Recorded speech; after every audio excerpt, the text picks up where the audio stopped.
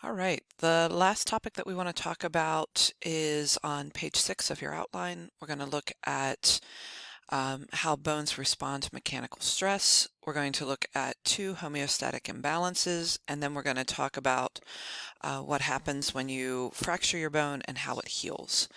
So when we look at bone remodeling, one of the ways that bones remodel is in response to mechanical stress when we put tension and those types of things on it. And so there is definitely an effect of exercise on bones. Um, if you look in your outline, it says that the pull of muscles and the force of gravity influences the density of bone. The greater that pull of muscle, the more gravity that you're experiencing, the more density that particular bone has. So if you look at the picture on the screen right now, you'll see a tennis player serving arm versus non-serving arm, and the additional muscle stress that's being put on that serving arm increases the thickness, that cross-sectional dimension of the humerus. Same thing would be true if you look at somebody who is doing a lot of work as far as a lot of muscle pull on their shoulders, and you look at the processes on the scapula, you would find that they would be thicker and more defined on the individual that has more muscle mass in their shoulders, on their trapezius, and those muscles. Um, Astronauts have problems when they're in space because of the decrease in gravity. It's going to decrease their bone density. And so that's why they need to continue to exercise and put mechanical stresses on those bones to help combat the bone density loss that they would experience. This is all summed up in Wolff's Law, which basically says a bone will deposit bone tissue in proportion to the mechanical stresses placed on the bone. Um, when we exercise, we just simply produce more bone. One of the things that I always found amazing is I had a grandfather that lived to be 102, and he was a farmer his entire life. He actively farmed well into his 80s, and even into his early 90s was still on the tractor and climbing up and down ladders and doing those types of things. His bone density was amazing because of the increased activity that he had throughout his entire life. So he did break his hip in his mid 90s, but unlike a lot of people, he actually fell, and that caused his hip to break rather than his hip breaking and that causing him to fall. And we think it was because of the um, active lifestyle he had, because he constantly was using those bones and had a significant amount of bone deposit that was there. Two of the, if I can get this to go, there we go. Two of the homeostatic imbalances that we want to talk about. The first one is osteomalacia. This is when the osteoid is formed, so we have that organic matrix being formed, but for whatever reason, it's not being calcified. In adults, it's referred to as osteomalacia. The bones become soft. Often it's caused by either a deficiency in calcium in the diet or in vitamin D, which helps you to absorb calcium. In children, it's called rickets. And so you can see in the illustration that the weight of the torso is so heavy, and because those bones in the legs are not calcified the way they should be, they actually cause the femur and the tibia to bend because it has too much collagen, not enough calcium, and so it can't support the weight the way it's supposed to, and causes the bones, to actually bend. The second one I want to talk about as far as homeostatic imbalances is osteopenia.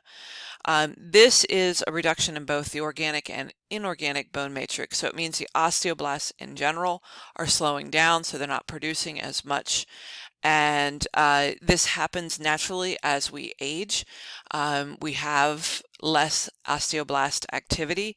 However, when it reaches a certain level, we refer to this as osteoporosis. And so you can see the illustration on the left is showing you spongy bone and a normal healthy bone. And on the right, we have spongy bone and osteoporosis. It's much more porous. There's much less bone tissue in here.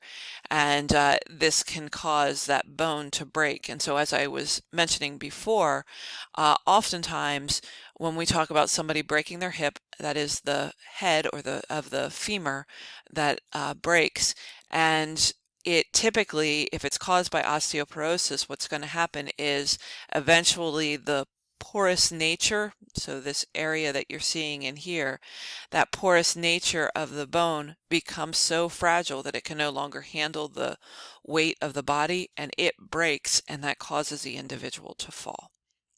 Women are more susceptible to osteoporosis because estrogen is helping to slow down osteoclast activity, and when they hit menopause, when women hit menopause, the osteoclasts are no longer being controlled as much, and so they're more active. And if that woman does not have an active lifestyle where she's keeping the mechanical stresses going, if she tends to sit around a lot, or if she tends to be more petite and have smaller bones to begin with, much more likely for osteoporosis to become problematic as she is postmenopausal. All right, the last thing that we want to look at is this whole idea about fractures and how they heal. So when we look at fractures, there are a couple of things that we can talk about. I'm not going to have any pictures of fractures on an exam, but I do have a few things that I want to make sure you're comfortable with. The first thing is the position of the bone ends. And so when we look at the positions of the bone ends, they can either be displaced or non-displaced. So here would show you this middle picture right here. On the top one, this shows you a displaced fracture. That's when the ends of the bones are no longer lined up the way you would expect them to be. And so this would actually have to be set at this displaced fracture because we wouldn't want it to heal this way. It wouldn't heal correctly. However, if you take a look at the bottom picture in the very center, the green stick fracture, you'll notice that this one is a non-displaced. So that fracture actually, the bone parts haven't moved apart from each other.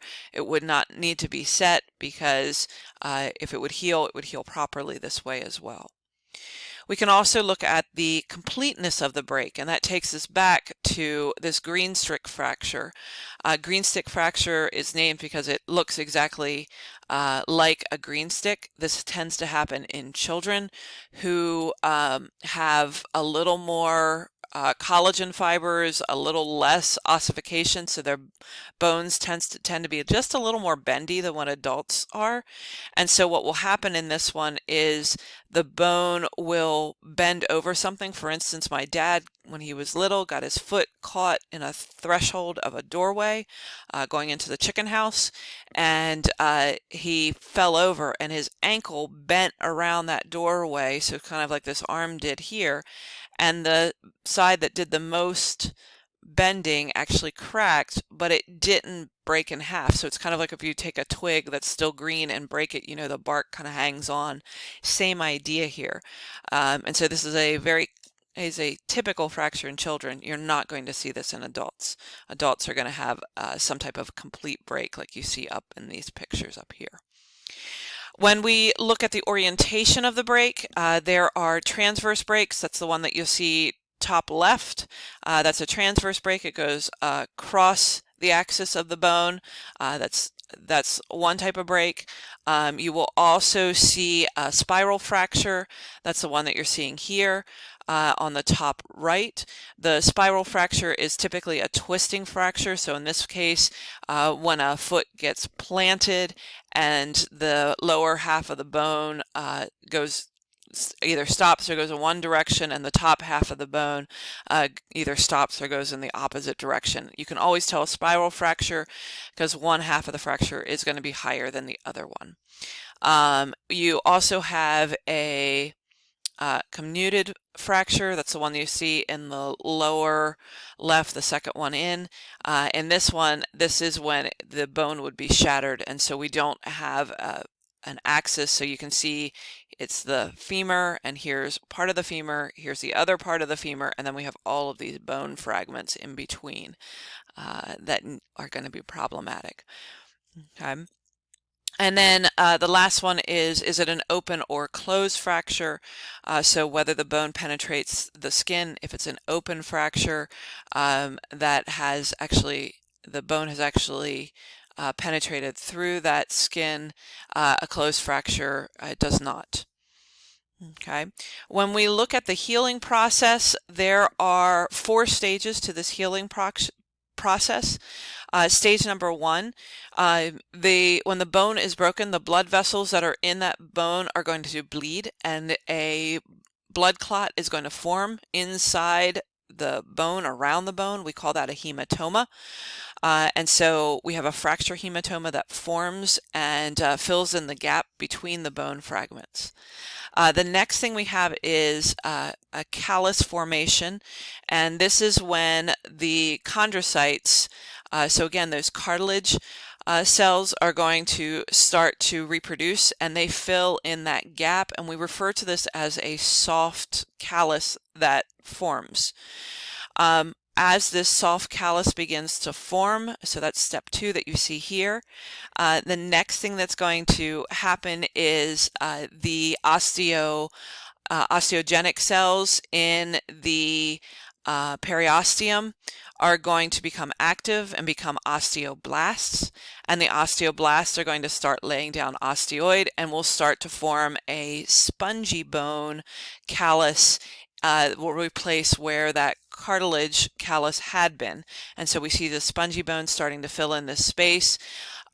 It's not strong, it won't be able to support a lot of weight, but it's starting to get that bone material down. And then after that raw material is laid out by the osteoblasts, then step 4, that bone callus is going to be remodeled, and you'll actually start to see regular bone back in there. There's always going to be a bit of a bump. It will not look exactly like it was before. However, that callus will definitely shrink in size.